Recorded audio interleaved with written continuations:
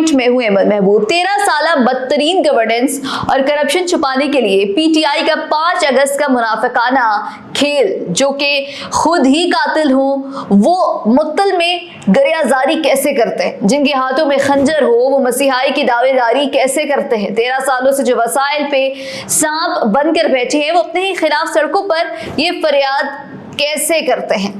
नाजरीन, सियासत में मुनाफिकत की इससे बदतरीन, गलीज और शर्मनाक मिसाल शायद ही दुनिया के किसी और खित्ते में मिले, जो आजकल खैबर पख्तूनख्वा के अवाम भुगत रहे हैं। आज हम हकाइक की इस बेरहम कसौटी पर इस सियासी ड्रामे, इस खुली मुनाफिकत और इस तमाशे का पर्दा चाक करेंगे जिसने एक पूरे सूबे को यरगमाल बना रखा है।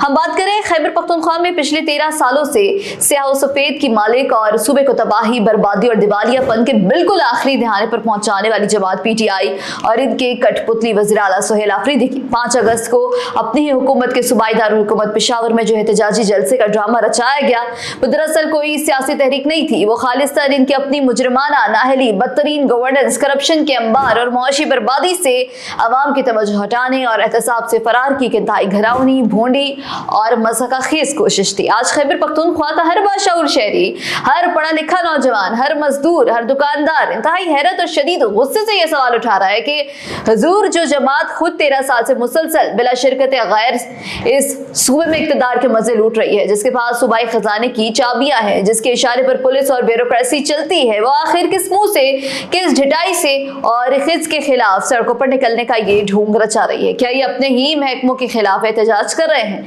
क्या ये अपने ही तबाह की गई मईशत के खिलाफ नारे लगा रहे हैं?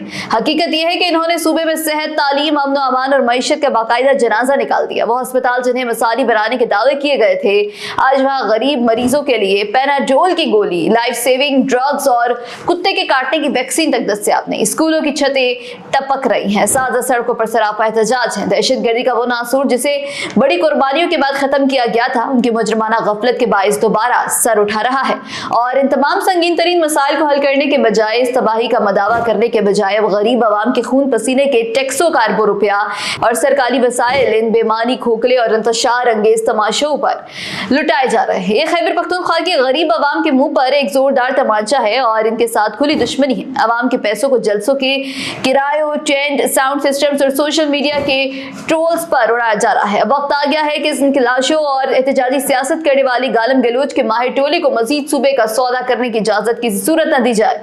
खैबर पख्तूनख्वा के गयूर आवाम को चाहिए कि वो इनके गिरबान पकड़े और इनसे कहें कि वो अपनी तारीखी नाकामी का एतराफ करें। आवाम के खून पसीने की कमाई को जलसों, जुलूसों, डी चौकी, अलगारों और विफाक से मुहाजराई में बर्बाद करने के बजाय इन्हें खैबर पख्तूनख्वा की हकीकी तरक्की, अमन की बहाली और खुशहाली पर फौरी तवज्जो देनी चाहिए, वरना तारीख और अवाम इन्हें कभी माफ नहीं करेंगे।